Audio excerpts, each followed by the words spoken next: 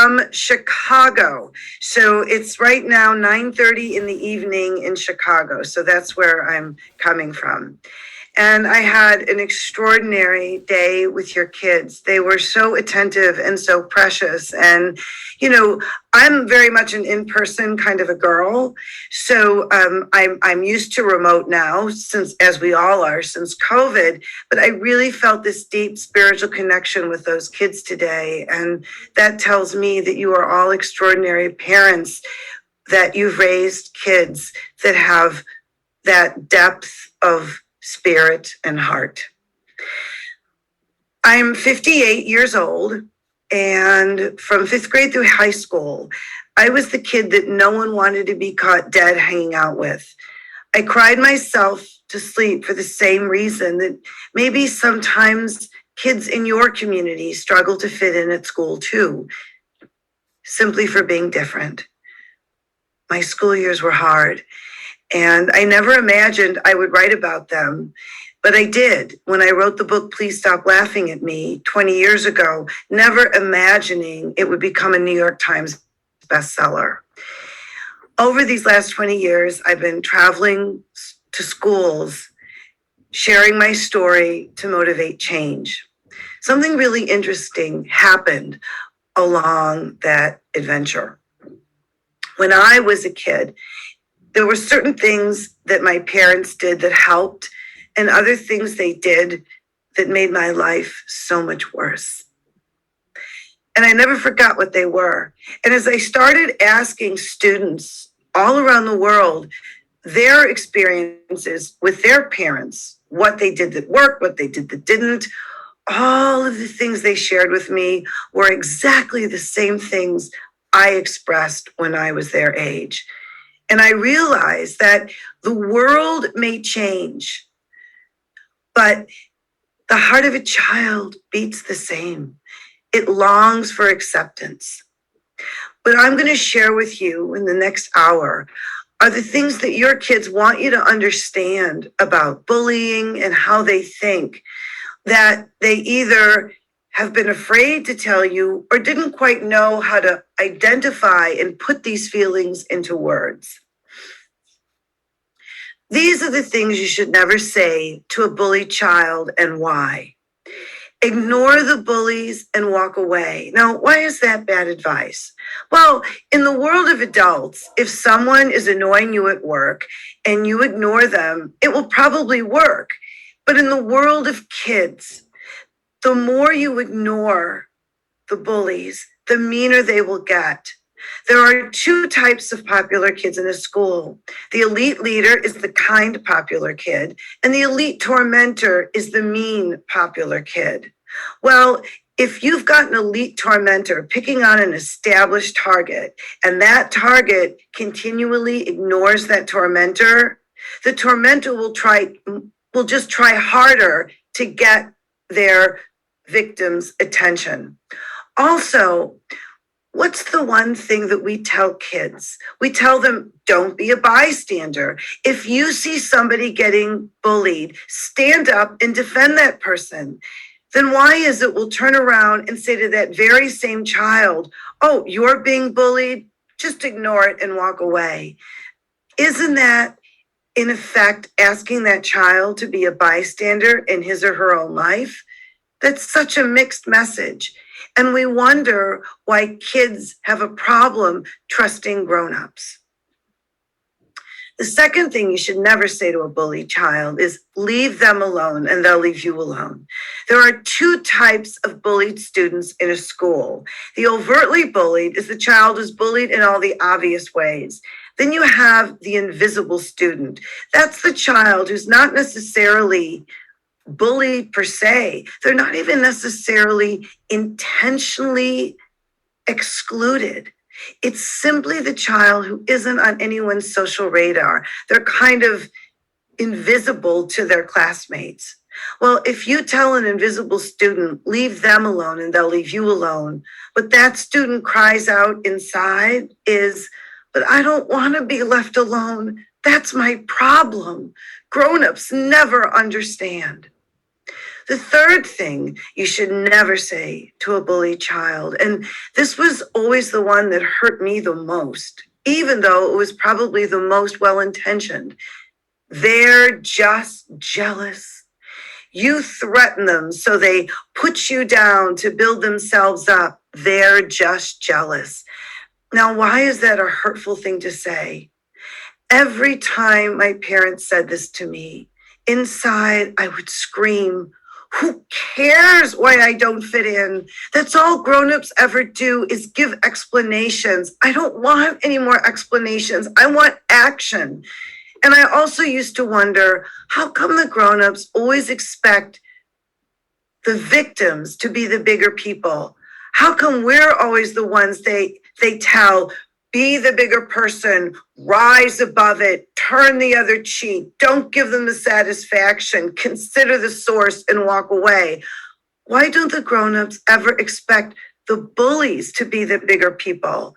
Isn't it bad enough we have all this pressure just trying to get from math class to social studies without being humiliated?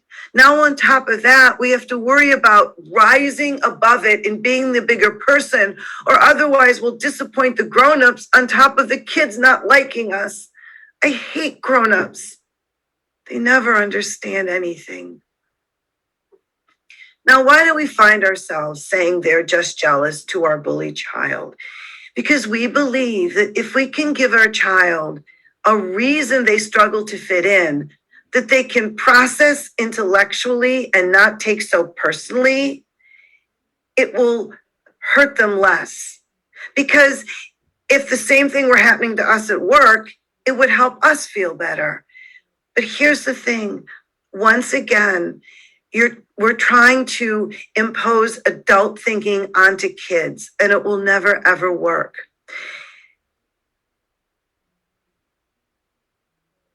They're just jealous doesn't work on a kid. Also, when we say that to a child, we're expecting that child to think like an adult. And a child can't think or process like an adult until they reach emotional maturity, which is a neurological event that happens typically in the early to mid-20s when the frontal lobe of the brain completes its development. Until then, there's not a child on earth who can think like an adult. Then why is it that we believe that our child is the exception to the emotional maturity rule? It's because 95% of most bullied students fit into one predictable profile that I call the ancient child. You might use the term old soul. Everybody, I know you know this kid. This is the child who is typically more verbally, socially, and intellectually sophisticated than their classmates. They usually have an extraordinary vocabulary, and when they speak, it's like you're speaking to a little adult. They also exhibit a compassion and an empathy far beyond their years. Also, the ancient child will say things like, "It's okay that nobody wants to play with me. The other kids are too immature anyways." Their parents will often be heard saying, "Oh, my son is 13 going on 33, or my daughter will beg me to stay up late if my husband and I are having a party because she has more in common with the grown-ups than she does her classmates." The ancient child sees the world through an adult lens, but they experience life and emotion through the biological reality of their actual age. And we don't care why we don't fit in. We just want to know what to do so we can. The fourth thing you should never say to a bullied child, and there's lots of versions of this, but this was the version I always got. "Jodee, 20 years from now, you are going to be a famous writer, and all these kids who are picking on you are going to be in jail or worse." And every time a well-meaning adult said that to me, I used to think, who cares about 20 years from now? Who cares about when I'm older or when I grow up? I hurt now. To a kid, the future is after school and the distant future is Saturday. And the last thing you should ever say to a bullied child is, I know how you feel. It never failed. I'd finally mustered the courage to confide in an adult, and I barely get out 2 sentences, and the well-meaning adult would interrupt and say, oh, sweetheart, I know how you feel when I was in 8th grade. And then the whole conversation would shift to when they were in 8th grade. And I always wondered, why do adults always do that? I'm going to share with you what you should say and what you should do. But before I go there, I want to talk briefly about the difference between authority and emotional credibility. Authority is something that you have over a child. Emotional credibility is when a child feels safe with you because they trust you. A lot of step parents assume they have authority over their stepchildren, assume they have emotional credibility over their stepchildren because they have authority. And that's a big mistake. Emotional credibility must be earned. There are 3 tenets of emotional credibility in communication. Tenet number, and these work with spouses and adults too, but I'm going to focus on their applications with kids. Tenet number 1 of emotional credibility in communication is specificity. The more specific you are when you communicate with your children, the more validated they feel. The more general you are, the more dismissed they feel. That's why kids hate it when adults say, we'll see, because they know that that's just adult talk for, I don't want to be bothered right now. Even though when we as adults say it, we don't mean to belittle the child. We just don't want to make a promise that we later will have to break. So we need time to figure out what we can and can't give in on. But to the child, the way they interpret it is the adult is hoarding all the power. We'll see. It makes the child feel that big, even though it's not our intention. A far better approach would be to say to the child, I can't give you an answer right this second because I need time to process my decision. Let's decide on a time when we'll get together again and I'll give you my decision. What about tomorrow after school in the kitchen? Fine, you agree. Then say to your child, now before we leave here right now, I'd like you to explain to me specifically why this thing you're asking of me is so important to you. And then sit back and listen. Parents, don't judge. Don't roll your eyes. Don't interrupt. Don't sigh. Don't give any indication of judgment. Just listen lovingly, openly, and compassionately to what they have to say. Do not judge it. Then when they've finished, say to your child, thank you so much for sharing that information with me. It will play a very important role in my final decision. Then when you reconvene to give them your decision, if your answer was yes, explain specifically why, how you got to that yes. If your answer was no, do the same thing. The real reward for your child, whether your answer was yes or not, it isn't the yes if that is your answer. The real reward for your child is that you allowed them to participate in your decision-making process. You were specific about what that process would be. You were specific about the timeline. You helped them begin learning the skill of how to prioritize, and you were specific in how you did that. You allowed them to contribute specific information and feel like what they thought mattered.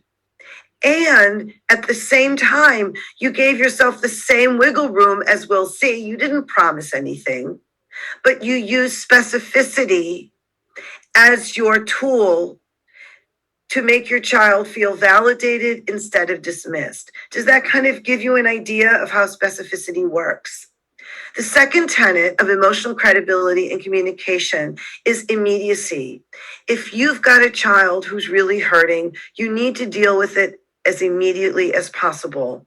I know some of you are thinking, yes, but I have a very dramatic child, and for them, everything is an emergency. And if I dropped everything I was doing every time they needed my attention, I couldn't function. Parents, if you do have a child who's continually attention seeking, or for whom everything is always an emergency or dramatic, that's an indication of a larger hunger.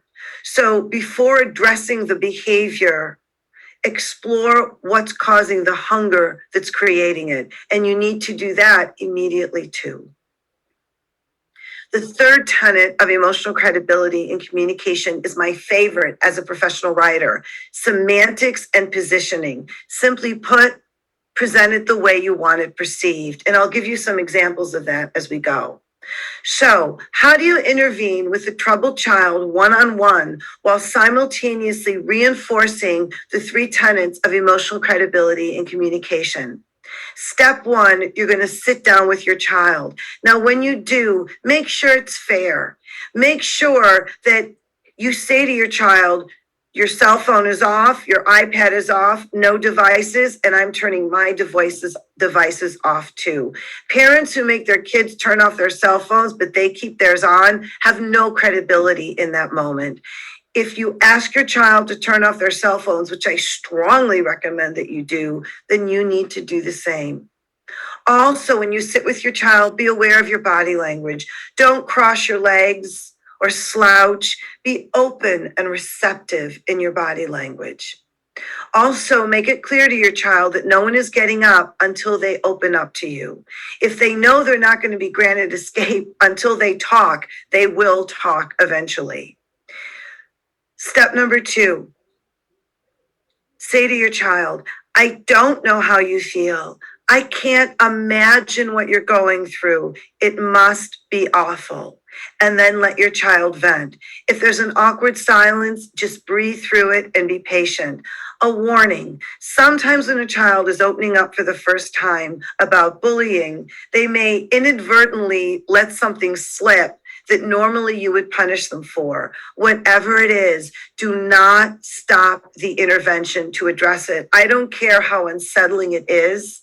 Wait until the end of the intervention before you deal with it. Because if you stop the intervention, there's a strong likelihood, chances are, that they'll just clam up, or they'll feel like they're being punished for whatever it was, for just talking to you, not for whatever it was they did.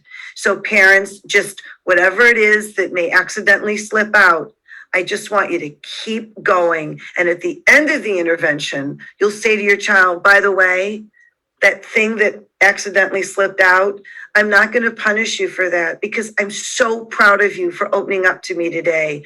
But let's you and I come up with a 3-point plan of action on how we can work together to address this behavior so that you don't do it again. Because if you do it again, then we will have to discipline you. So you approach it as an advocate and a team member who will work with them to help them overcome that mistake versus an authoritarian who's just going to punish.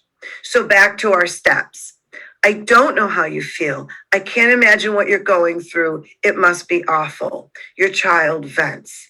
Then you say to your child, let's talk about an action that we can take together today to address this challenge. Now let's break that down in terms of our 3 tenets. Let's talk. That's specific, tenet number 1, versus let's think about some things we can do, which is too general. About an action, a specific action, tenet number 1, where your child can say to themselves, my parents promised a specific action. This is the action they took, and this is the specific result that we can take together, reinforcing advocacy. Today, tenet number 2, our immediacy to address this challenge versus saying this problem. Tenet number 3, semantics and positioning. Why? When we use the word problem, it makes us go like this. It makes us retreat. But when we use the word challenge, it makes us want to rise to the challenge. Positioning and semantics. Now you've gotten your child to open up. You've promised to take a specific step to address the challenge. Now, what step do you take? Parents, one of the biggest mistakes that adults make when dealing with bullying that leads to more bullying-related suicides or attempted suicides than any other mistake is this. You find out your child is being bullied and invisibilized. And because you love your child so much, you immediately spring into action. You contact the school, and your whole focus over here with the school is on appropriate punishment for the bully. That's all everybody's focus is. Meanwhile, bleeding spiritually is the victim, your child. There's a myth that the reason bullied students sometimes attempt or complete suicide is because of the bullying itself. Parents, look at me. That's not true. And I know because I was suicidal my entire adolescence. I've held children in my arms who have attempted suicide, and I've held parents and teachers in my arms who lost children to suicide. The reason that some bullied students attempt or complete suicide isn't because of the bullying itself. It's the loneliness. It's the isolation. It's the feeling that nobody understands me, not the kids at school, not my parents, not my teachers. So what difference does it make if I'm here or not? So the first thing you need to do if you're dealing with a bullied or invisibilized child is perform triage. And triage consists of one word: hope. You need to give your child hope that if they're struggling to fit in at school with their classmates, that doesn't mean they don't fit in this world. And you need to help your child find a brand new social outlet completely separate from school where they can make new friends with new faces. And you need to let your child pick that activity. Jump on your computer and Google organized activities for kids. You'll find stuff through park districts, chambers of commerce, local libraries, private entities like dance studios and rock fantasy camps and music clubs. You could even, if there's nothing in your area, you could even start a book club and reach out to other kids, one parish or maybe a few neighborhoods away. And if that's not even possible because you're in a smaller community, then have your child start a club and invite other kids from school to join the club so that even if your child isn't meeting new faces, they're interacting with their peer group vis-a-vis a new activity that shows a different side. But ideally, you can find a new social outlet somewhere else on island where your child can make some new friends with new faces. This new activity is going to achieve the following. On the days when school is extra lonely, your child can say to themselves, yeah, but I'm going to see my real friends at book club, at the library, or readers theater. Also, this new activity will give your child more social confidence. And the more confident they are, the less of a target they'll be at school. Also, bullied and invisibilized kids often exhibit a desperate aura. They try too hard to connect with their classmates. Well, when that desperation is diminished because they're getting their need for acceptance fulfilled outside of their classmates eventually come around. And lastly, it'll buy you the time you need to deal with these issues over here with the school.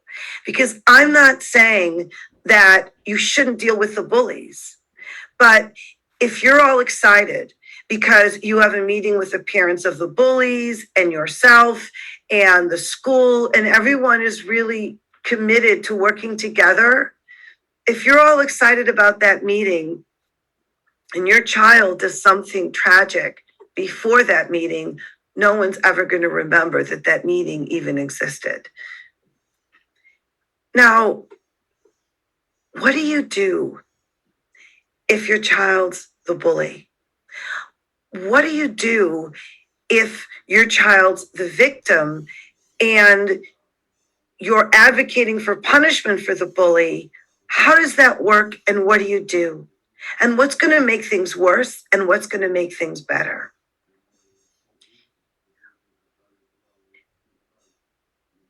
Bullying, everybody, and I know this is going to be hard to hear, bullying is rarely, if ever, personal. Look at me.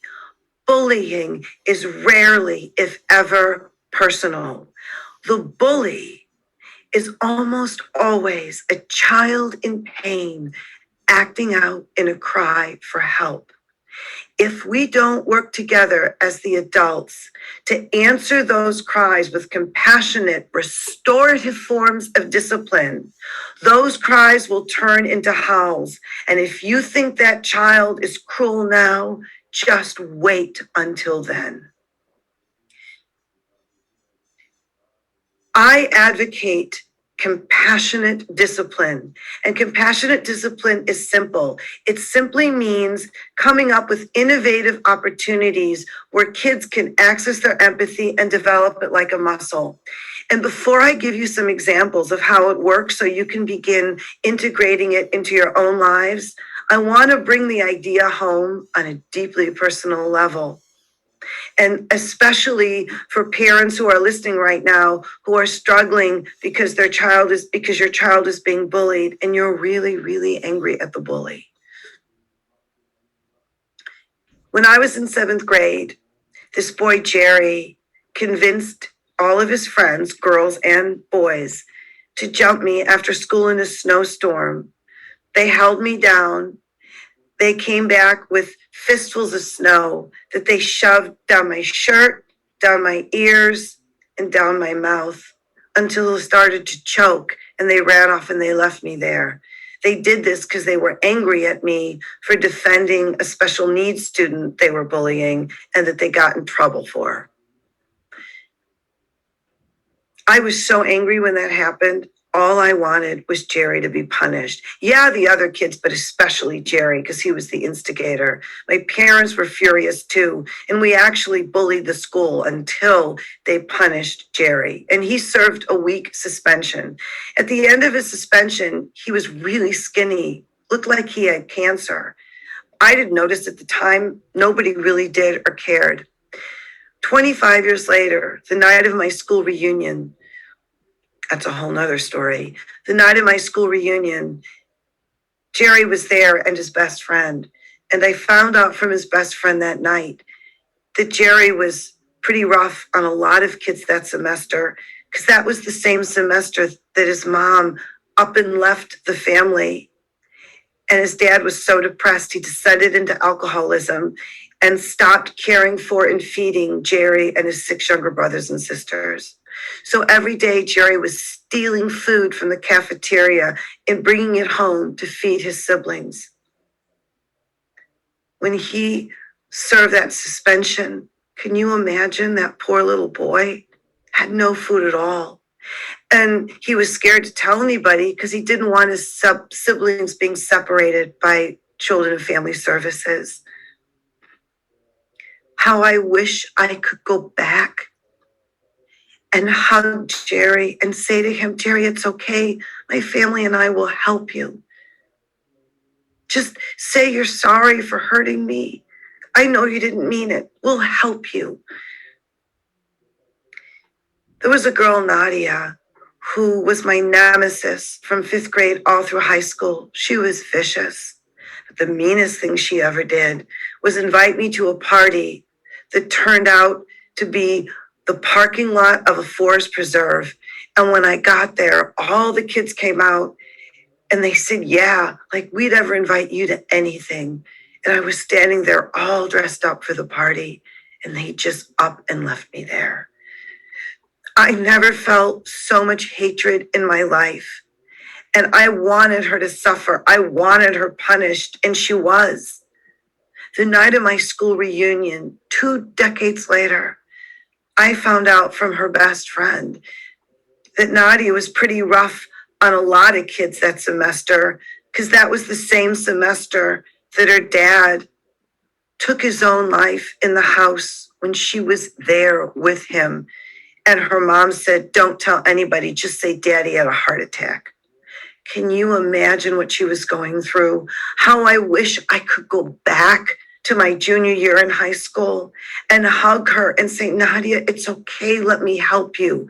Thank God the night of the reunion, we had that moment and we healed. In fact, not only did I forgive her, but she became the maid of honor at my wedding. Now, everybody, I'm not saying that if your child is being bullied, that if the bully is going through something awful or in pain, that it gives them the right to inflict pain on your little one. That's not what I'm saying. But what I am saying is if you and your child can understand that the bullying isn't personal, that hurt people, that bully is hurting on the inside. And so that's why they're hurting your child on the outside. Not only does it allow for your child not to take the rejection and the abuse personally, but it also allows your child the opportunity to practice forgiveness.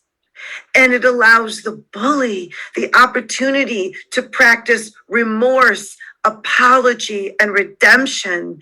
And it allows both children or all children involved to practice rebuilding a friendship, restoration, tolerance, compassion, truth, and respect. Traditional punishment only makes an angry child angrier. If your child is bullied by another child and that bully is punished and they're already being punished at home, it's only going to make them angrier and lash out at your child more. And if they lash out at your child more and your child snaps and decides, well, I'm just going to hit you, I'm just going to hurt you, how does one child who's already been hurting another child who's already hurting, make hurt anywhere go away? It's up to us, the adults, to practice the very values that we have our children in Catholic schools for to begin with. I'm not saying it's going to be easy. Look at me, I know that. But parents, work in partnership with the school. Work in partnership with the other parents. Because what you all have in common is so more powerfully important than what might be dividing you at the moment. And that's your love for these kids. And lastly, I'm going to give you some examples of compassionate discipline so you can begin integrating it at home. Now, I already gave, let me give you an example.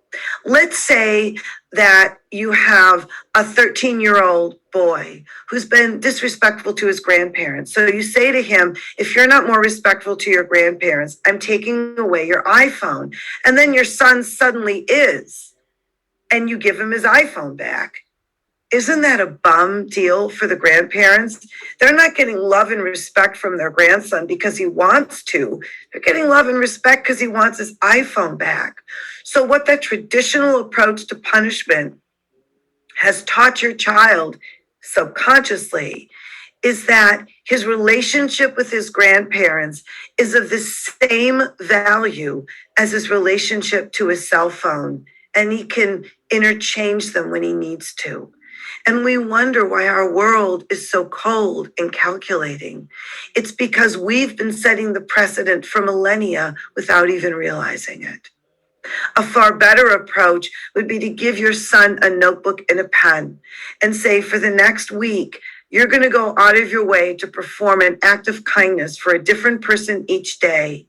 Immediately upon completion of each act, you're going to write down what it was, how that person responded, and how their response made you feel. Then you're going to hand your notebook to that person who's going to sign it, date it, and provide a cell phone number. Any recipients under the age of 18, parental signature and cell phone number required.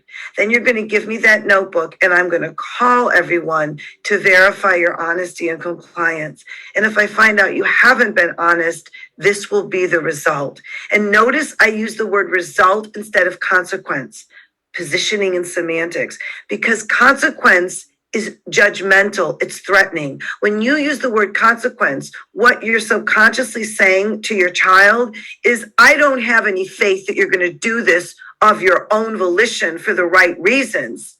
So I'm going to use the word consequence and threaten you just in case. Far better to use the word result, which is neutral, because the word result says to the child, I'm in charge of my own destiny. I own the result. Tenet number 3.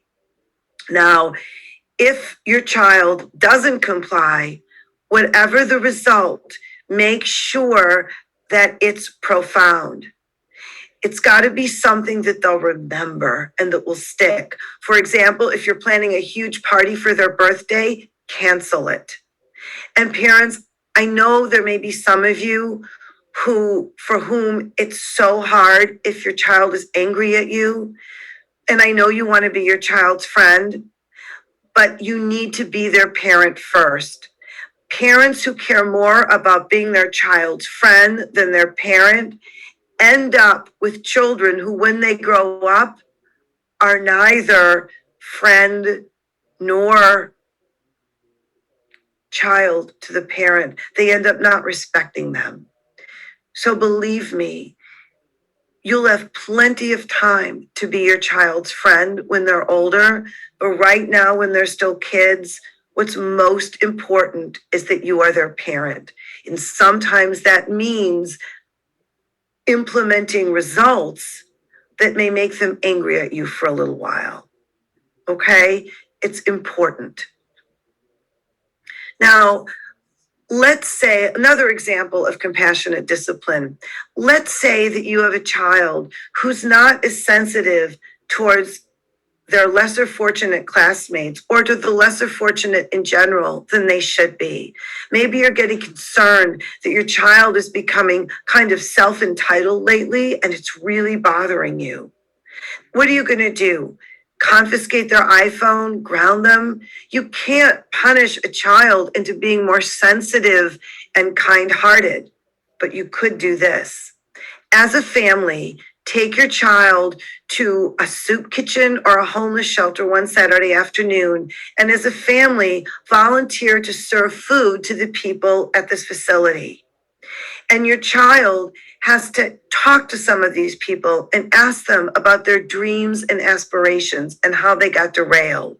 Then your child has to write a letter of hope and encouragement to everyone. And they have to come up with an idea of how you as a family can make everyone at this facility feel valued on a human level. Maybe it's putting together a family talent show and inviting some of the residents or patrons of this facility to participate. Or maybe it's creating some beautiful piece of art as a family that you display in the entranceway that makes them feel good when they walk in. I promise you this, if you expose your child to real people who truly have no one or nothing in this world, they will never look down on their classmates who shop at Goodwill or wear hand-me-downs again. And what's the one thing that we want more than anything for our kids? We want them to understand and experience what it's like to be loved unconditionally. Well, in order to be loved unconditionally, you have to have tolerance and compassion in your heart. And parents, those aren't qualities that you can punish into a kid or command or even teach. Those are qualities that you inspire by example.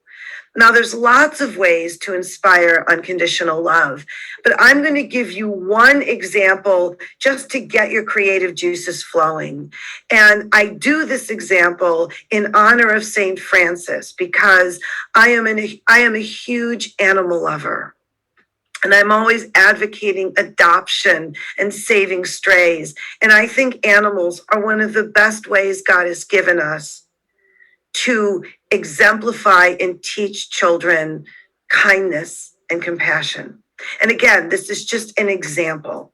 Let's say that you have a 13-year-old daughter, such a pleasant age. You have a 13-year-old daughter, and she's been planning a sleepover on the weekend for quite some time. And you sit down with her and you're reviewing the guest list, and you notice that her best friend's not on the list.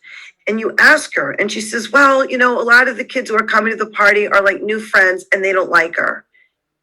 And you realize that some of these new friends are some of those mean, popular kids, the elite tormentors at school.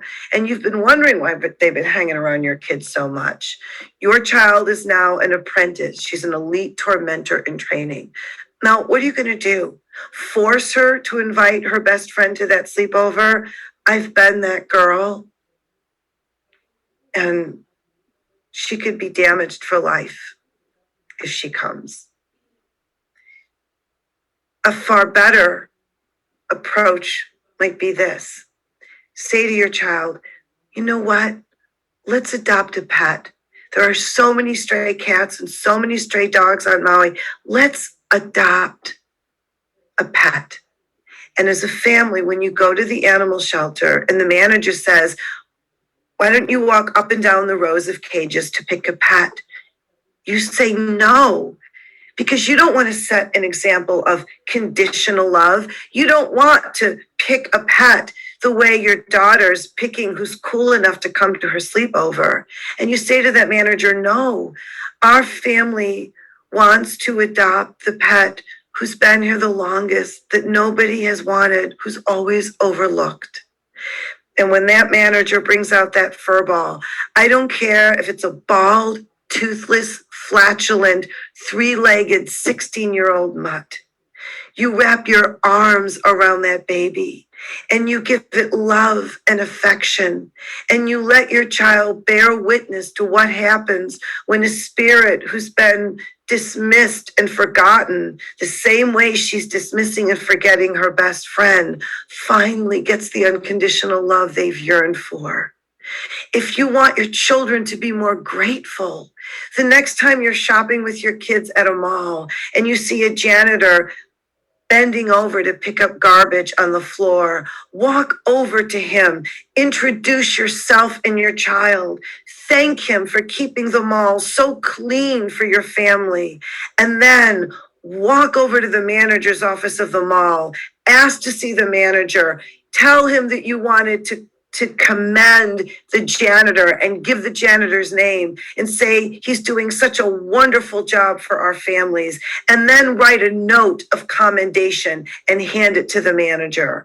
How often do our children see us complain about bad service, and how often do they see us celebrate and acknowledge people who are so often overlooked and underappreciated? If you want your children to be more real with them. If you've had a bad day at work, when you come home from work, instead of trying to hide it and then snapping at your child anyways, because we're all human, say to your child, hey, if I'm irritable tonight or I snap at you, I want you to know, sweetheart, it's not you. I've just had a really yucky day at work. In fact, let's do something fun. If you can come up with a way to make me laugh, whatever it might be, we can have cookies for dinner instead of vegetables, or whatever reward system your family has. Look at what you've done there. First of all, you've made your child realize that you're human and vulnerable. And a lot of kids don't realize that about parents. And the sooner they know that you're human and vulnerable and real, the less disappointed they'll be when they find out in a very inopportune moment. Also, you've allowed your child to lift you up, and that's so good for their self-esteem, and it's deepened your relationship and awareness of each other. Parents, thank you for joining me tonight and for loving your kids. Please work with each other. If you're the parent of a bully, realize that the parent of the child who's been bullied is hurting for their own child and they're scared. And parents of the victim, that kid who hurt yours is a child in pain acting out in a cry for help. Instead of accusing each other, explore together how you can help everyone, how you can lift these children up in the ability to forgive, in the ability to increase the awareness of their behavior and become more sensitive and enlightened. You are all members of a Catholic school family for a reason. Don't let bullying make you forget that reason. Now, a couple of announcements. If anyone is interested in any of my books, my website is jodeeblanco.com, JODEEBLANCO.com, and all the information is there, as well as if you'd like to have me sign your books, I can send you book plates, or if you just want to email me and reach out. Additionally, if any of you are interested in bringing me in to speak, definitely speak with Dr. Llewellyn, who's the superintendent. I'll be working with him and Mandy, the deputy superintendent, about coming in to visit in person this fall. But of course, when parents champion my coming in, it always makes it far more powerful of a request. So, but I do plan on being there in the fall. Now, before we conclude, is there anybody who has any questions?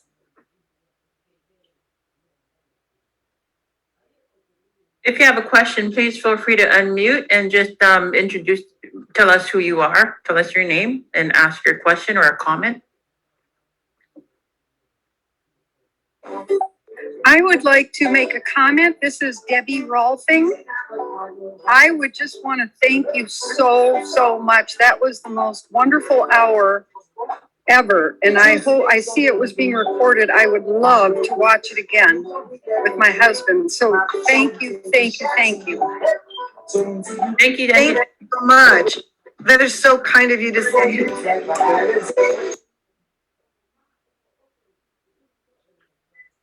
Any other comments or questions? Thank you so much as well. I really found it very informative. I actually had a child that was being bullied a few months ago, and I really liked what you went over. It was going on for probably about 2 or 3 months. And it definitely was hard for me as a parent to hear and see. And over the holidays, my child was just so thrilled that it was the holidays because he didn't want to be in his classroom because of the bullying. So I like how you went through each step of like what not to say and what to say. And I found it really informative. I would love to read your book. Thank you. Thank you. Yeah.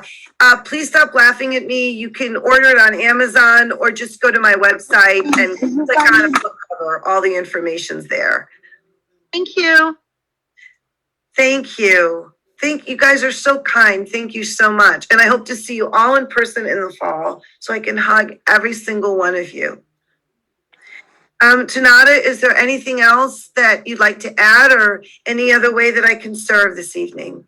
I just want to, again, thank you so much, Jodee.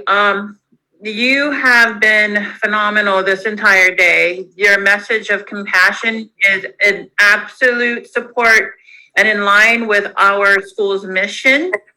of nurturing a life of prayer, faith, and service in the Catholic tradition. It is also in line with our student learning expectations and also with the kind of community ohana I want to build at Sacred Heart School. It does take a family. It takes all of us being informed, being aware, understanding how we can help and what we can do to help our children and to help each other's children. And, you know, with so much going on in our world right now, this is very important for us to all, you know, to all be a part of. And so parents, only half of us, showed up. But you are the important half because you have been informed. You have been blessed with all of this information and steps and process. And so I encourage you, please reach out to your family, to our, friends of our community and share with them what you've learned and and I will share this voice recording with all of you in the e-blast on Friday. So that you can go back and listen to it. Jodee Blanco, your presentation, like I said, phenomenal. I love how, there isn't a slideshow presentation that gets in the way, it's you, it's very organic. It's straightforward, and it's exactly the kind of message that we need to hear at a time like this for parents, and for our children. So I thank you. It's been a blessing this entire day. I have cried all day long. Thank you very much. Very touching, but that's it's true. And I look forward to also giving you a hug. Right here in the sunshine. Cannot wait. I will be there with my jingle bells on and my lei. Looking forward to it. Thank you very much. God bless you in your continued ministry. God bless everyone. And I'm here if you need me. You have my email. You have my website. You can email me through there too. God bless, and I will see you soon. And in the interim, here. Hello, everybody. Have a good evening. Night. Oh, night for me. Bye. Good night. Thank you. I